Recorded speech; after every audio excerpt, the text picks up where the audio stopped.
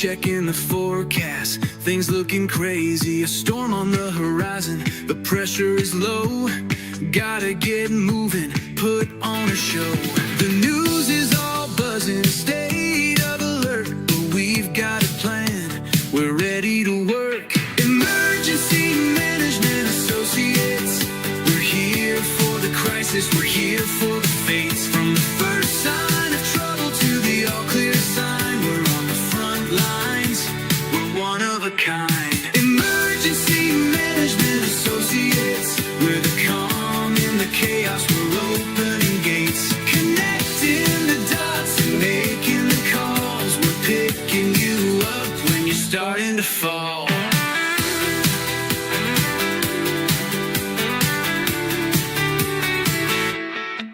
See a little fire or a rising flood, we're a well-oiled machine, we're running in the mud. From the city hall meetings to the rescue teams, turning worst case scenarios into hopeful dreams. We're training the people, stocking the gear, we're the team you can count on when trouble is near. Emergency Management Associates, we're here for the crisis, we're here for the fates. From the first sign of trouble to the all clear sign, we're on the front lines, we're one of a kind. Emergency Management Associates, we're the calm in the chaos, we're opening gates, connecting the dots and making the calls, we're picking you up when you're starting to fall. It's more than a job, it's a calling, you see, prepared for the present and what's yet to be. Every second counts, we're ready to react for our communities, we're making an impact.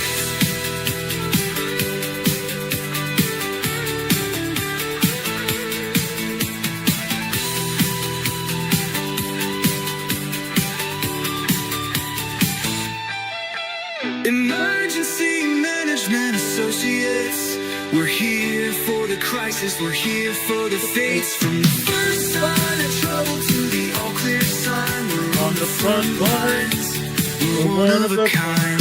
Emergency Management Associates, we're the calm in the chaos, we're opening gates, connecting the dots and making the calls, we're picking you up when you're starting to fall. Yeah, we're picking you up, we're ready to go. EMA, let's get this show on the road. Let's kick this can, guys. Let's make it happen. Emergency Management Associates is on the air for you 24/7 if need be, and we've always been here for you whenever the call has been coming for us. We're here for you right now. My name is Ron Tyler. I'm the president of Emergency Management Associates. We're on the air now for you. We're coming to you from the Area Command, 392 miles west of Kitty Hawk Beach, North Carolina. Now, guys, yes, we're going to talk about the shooting in Washington. We're going to talk about what's been happening across our nation. We're going to be also ending this program with a possible agreement with the United States, Israel, and Iran, and the opening of the Strait of Hormuz. That's going to come in a few minutes. First off, I want to talk about what happened in Escondido, California on Friday. On Friday, a Trump supporter in Escondido, California, a place where I used to live, got shot. And he's beaten up. He's laying in a house, I believe he's in Palomar Hospital in Escondido, California, in very critical condition. He's not expected to survive. Let's put on this program right now from Fox 5 in San Diego, detailing what happened in Escondido, California on Friday. An elderly man was attacked by a 32-year-old suspect now in police custody. It happened outside the victim's home, which is decorated with flags and decorations supporting Donald Trump. Our Juliet Vara joins us live from that part of town with police are saying tonight as well.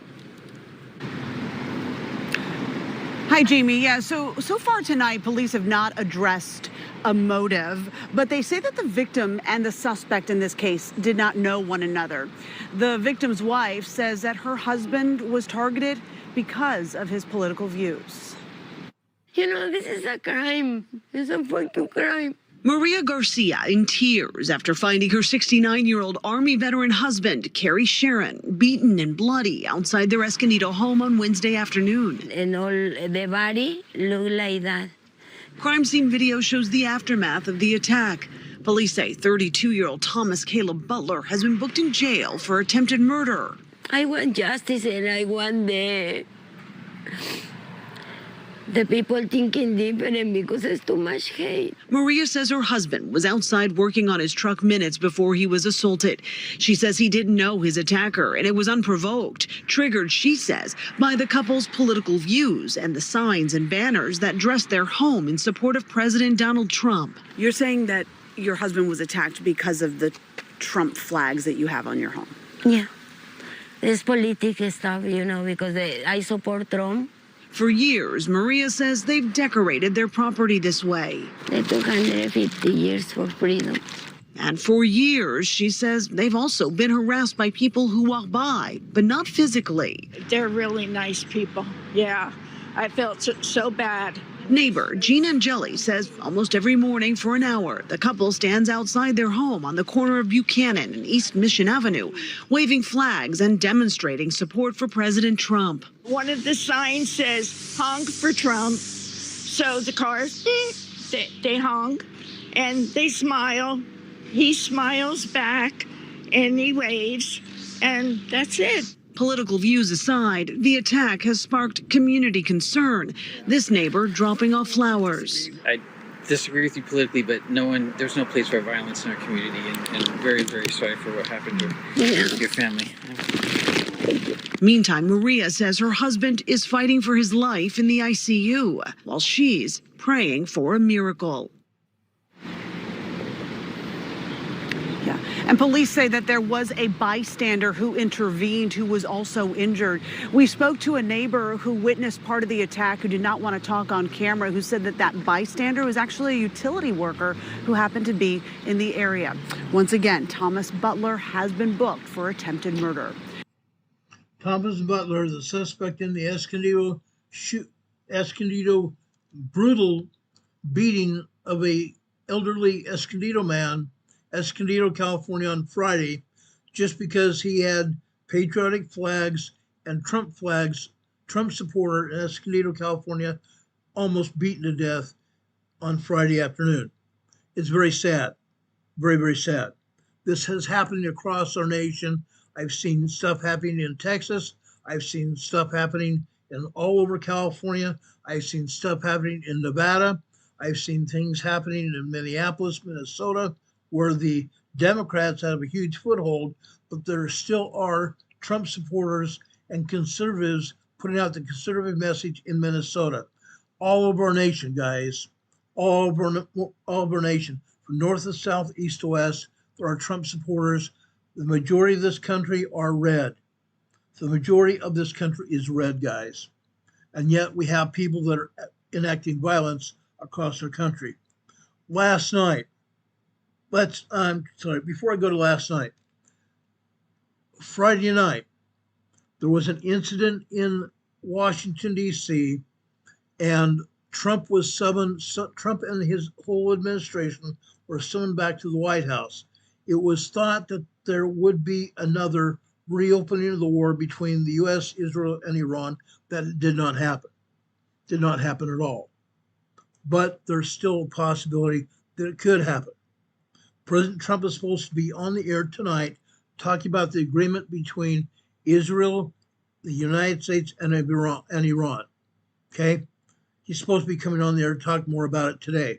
However, we already know what's been going on. Okay? There's been a huge negotiation session in Pakistan, and even the Prime Minister of Pakistan has been involved with it, and he's now in Iran. He landed in Iran sometime yesterday with a final proposal to Iran to give up nuclear weapons, give up their enriched uranium to the United States, and the United States to go and get it. And if they don't also let us reopen the Strait of Hormuz without any kind of problems, and in the past, just to give you a refresher what's been happening the Strait of Hormuz, Iran has been asking all ships that pass through the Strait of Hormuz to give Iran $1 million. That is off the table at all. Iran cannot coerce or ask any other country that passes through the Strait of Hormuz to give Iran any money. The Strait of Hormuz is in international waters. Nobody's allowed to do that at all. Iran is not allowed to mine the harbor, mine the strait. Iran is not allowed to do anything to harass or intimidate anyone. It's supposed to be open. Now, again, this is all part of the agreement on the table right now with Iran. And Iran has somewhat, I guess, agreed to do it, but the ink is not dry on the agreement as of yet. That remains to be seen, possibly a statement from President Trump tonight. Israeli President Benjamin Netanyahu has also agreed to it in principle, and they hope to get the firm agreement and the agreement signed tonight, if possible. Okay? But last night, in Washington, D.C., early evening, okay, a gunman shot up the White House. There were 30 to 40 shots that rang out around the White House. 30, 40 shots. Now, something else happened. While shots were ringing out, reporters also felt their lives were in danger. Reporters were at 17th Street and Independence Avenue, right next to the Secret Service agents' security checkpoint, and shots were ringing out. Last night at midnight, I heard reports that was saying that shots were ringing out. You could hear the shots ringing out over the air. They were doing that. I heard it happen. Reporters were being summoned back into the White House briefing room to get away from the gunman. That happened. Let me give you the report on what happened at the White House from Fox News.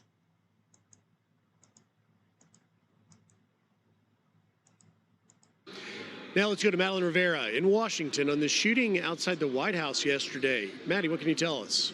Hi, good morning, guys. So this happened around 6 p.m. local time. So for those that don't know, that's usually around the time that correspondents at the White House are preparing for their evening live shots. So many of them actually heard the shots, and some of them scrambled to the ground for cover. The White House was placed on lockdown for nearly an hour. A Secret Service spokesperson says a person came to the checkpoint near 17th Street and Pennsylvania Avenue, and per their preliminary investigation, they say as the man walked up, he took a gun from his bag and began firing at officers. The Secret Service, they shot back and hit the suspect, who later died at a local hospital. Multiple sources now tell Fox News Digital the suspect was identified as 21-year-old Nazir Best from Maryland. Best allegedly had multiple run-ins with the Secret Service and had a history of mental health issues. He was reportedly detained by Secret Service on June 26 last year for flagging down agents and making threats, and again the next month for entering a restricted area. President Trump was at the White House when this happened, but he was not affected. The president later reacting onto social, saying this: "Thank you to our great Secret Service and law enforcement for the swift and professional action taken this evening against a gunman near the White House who had a violent history and possible obsession with our country's most cherished structure. The gunman is dead after an exchange of gunfire with Secret Service agents near the White House gates." This event is 1 month removed from the White House Correspondents' Dinner shooting and goes to show how important it is for all future presidents to get what will be the most safe and secure space of its kind ever built in Washington, D.C. The president there appearing to refer to the White House ballroom. White House aide Stephen Chung says the president continued working through the evening, posting, "It's 9:30 p.m. on a Saturday night, and President Trump is still in the Oval Office working hard for the American people. He's simply one of one." The Secret Service says a bystander was shot during the incident, but it's unclear whether they were initially hit by the suspect or during the crossfire. Charlie, Rachel, and Griff. Thank you, Maddie. With that, let's bring in retired Secret Service agent Jeff James, joins us now. Thank you for joining us this morning, Jeff. Based on what the information that we have right now, and there have been a number of run-ins with this suspect over the past year and a half, do we think that the obsession of this shooter, this gunman, had to do with President Trump specifically, or just the presidency and the White House? Is there anything that gives us any indication about that? Nothing initially, but that'll be figured out. And in my career, I did 2 years as an intelligence specialist in our intelligence division. And we would see that. We would see people who were obsessed with the presidency, period, not just one person. That goes all the way back to John Hinckley. John Hinckley actually had plans to shoot President Ford before he eventually shot President Reagan. So it wouldn't be unusual to see an obsession with the White House and the presidency as a whole rather than one president. So, Jeff, let me ask you what you make of when we look at the actual location, which I believe is 17th in Pennsylvania, where the gunman was able to at least get to and fire off shots. What do you make of where this occurred, and does it call for even more hardened security around the White House by Secret Service? Well, the first thing I want to point out is that, the security measures work. This person didn't get inside the perimeter. He shot through the fence.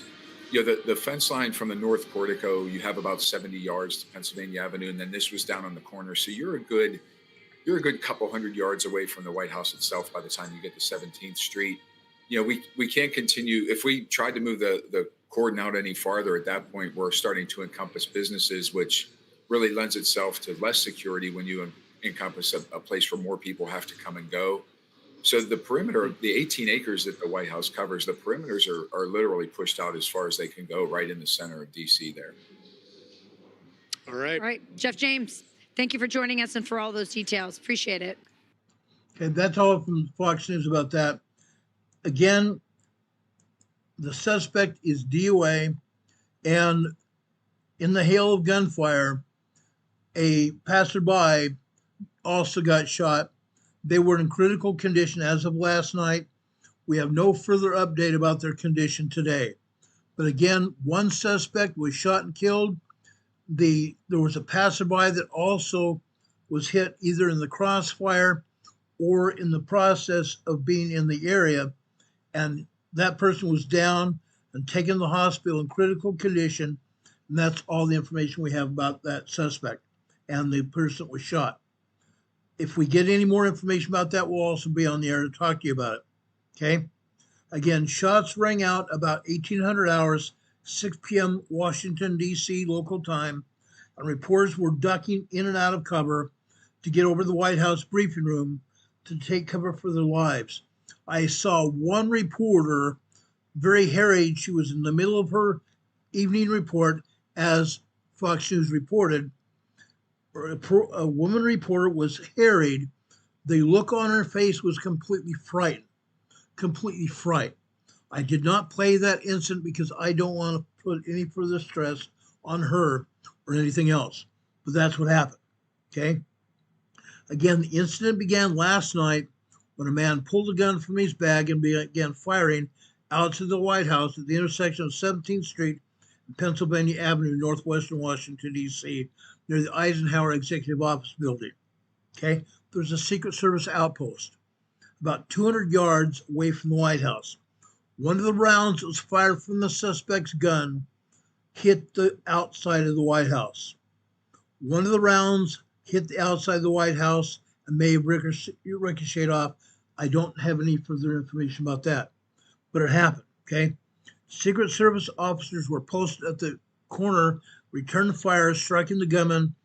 He was taken to the hospital where he was pronounced DOA. A bystander was also wounded in the shooting. The Secret Service agents Secret Service doesn't have any further information about that person at this time. President Trump was at the White House worked until after 10 p.m. last night, and he said the Secret Service said no other protectees in the White House were impacted.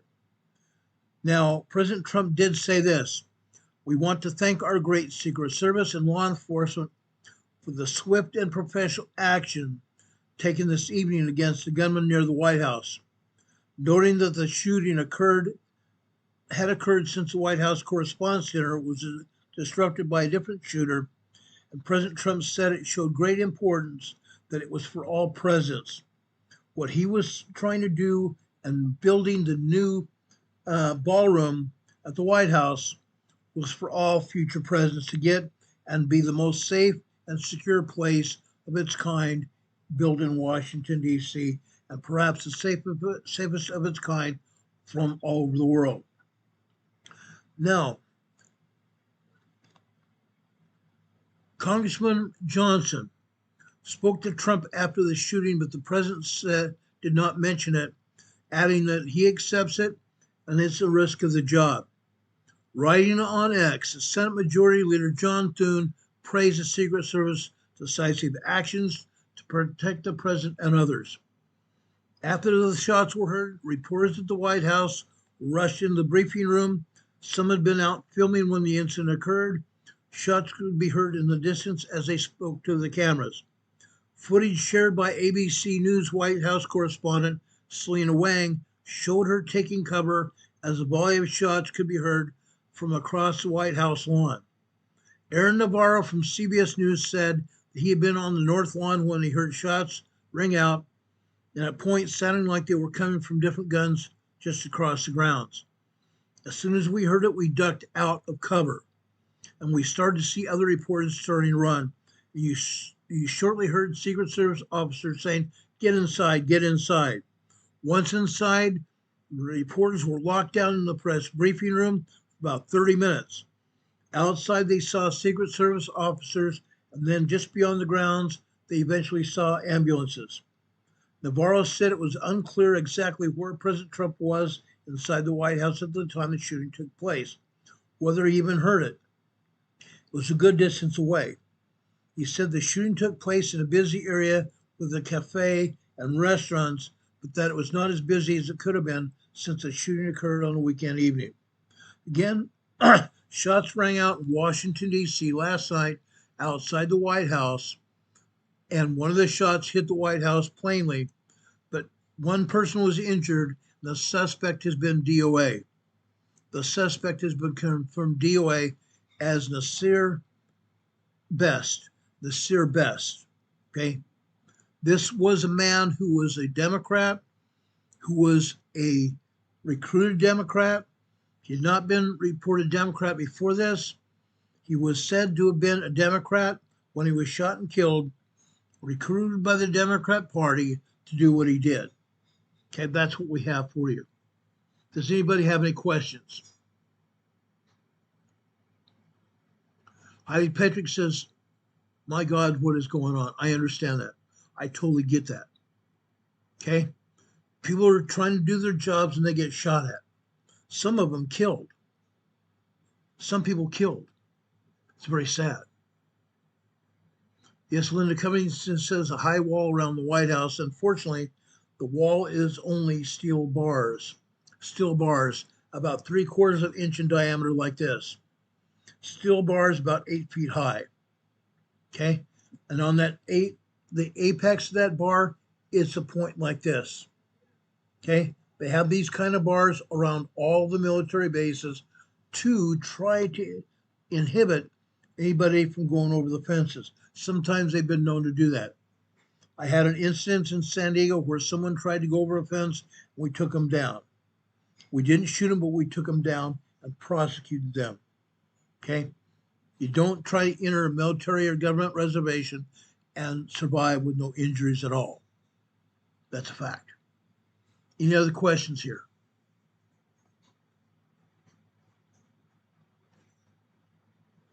Jimmy Joe says the twist of the meaning is to divide. Yes, it is. And that creates confusion. And it's just plain not acceptable. They do it to get people confused. They do it to get attention. Fortunately, this didn't get anybody's attention. Well, it got a lot of people's attention, but he's gone. He's no longer going to pose a problem for the U.S. government. He's not going to sit in a jail languishing for years and years, being prosecuted for what he did. Fortunately, his DOA. That's a good thing for the government. That's a good thing for all of us. Okay? I hate saying that, but that is the truth, okay? If someone is arrested, they sit and go through trial that costs millions of dollars to prosecute these dirtbags. Then if they're convicted, they sit in prison for the rest of their lives and we end up paying for it. This time, I'm very glad he's no longer with us. Very glad he's no longer with us. Heidi Petrick just gave us a $20 super chat. I want to thank you for that, Heidi. We appreciate that very much. I'm also going to give you a thumbs up on your super chat. If anybody else wants to help support our program here in the super chats, you can do that as well. Now, also, I forgot to activate this. I'm going to do it right now. Okay? If you want to help support this program, please do so. We greatly appreciate it. Greatly, greatly appreciate it. Our PayPal is going across the bottom of your screen as we speak. Go there. We have 2 PayPal locations. You can support us there. And in doing so, that helps promote our program. It also helps support us keeping the bills paid so we can stay on the air. Okay, we'd appreciate that as well. Okay, thank you for doing that for us. Okay, also our address here. We have our post office box, 504 Bethel Road, box 401, Morganton, Morganton, North Carolina, 28655 is our zip code. Also, you can send us email, send us comments, criticism, even ideas you want us to cover on this program, and we'll do it. Our email address is rltnspdema@gmail.com. We'd appreciate that.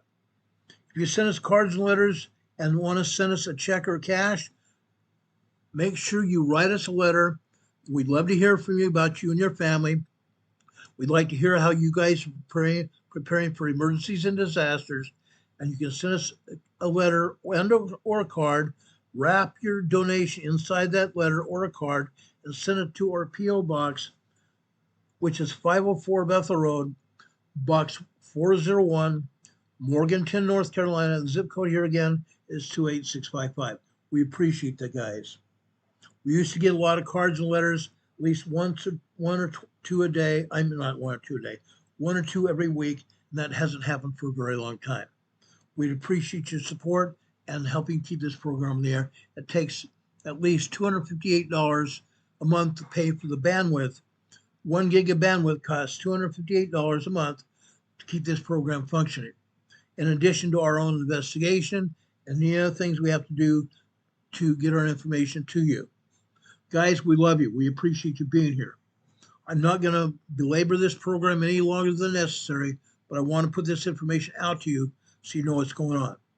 I put it out to you in posts on our YouTube channel here. We have our YouTube posts here we can put up. I put this information out earlier last night, but I wanted to come on the air and tell you about it. We appreciate all of you being here, guys. We hope you have a good night and a better tomorrow. We appreciate you being here. God bless you. God bless America. And may God bless America, you, and may God be with you until we meet again. We'll see you on the other side, guys. Have a good night. Take care, everybody. Much love. See you soon. Good night.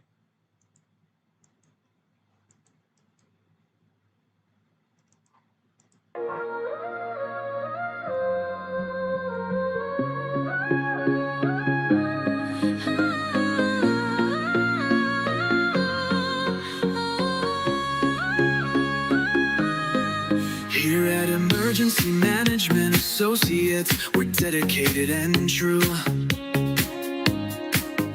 bringing you the essential knowledge, helping you see things through. From disaster preparedness to navigating recovery's embrace, we're here to guide you in every unpredictable time and place.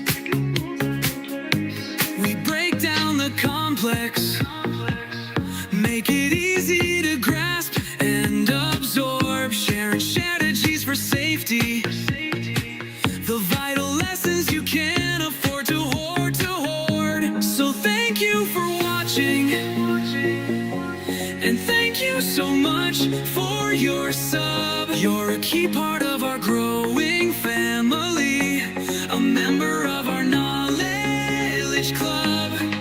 With every like, every share, and every comment you send our way, our critical message spreads further, helping more people every single day. Together we're stronger and more prepared. That's the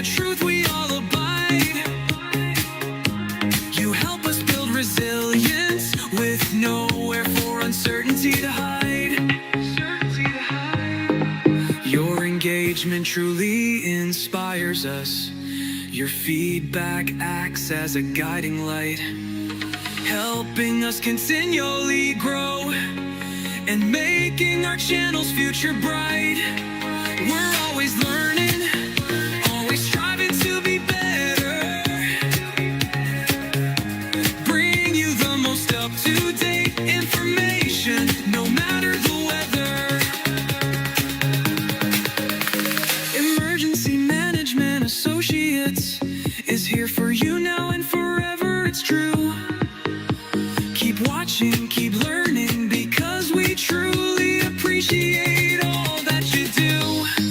Thank you.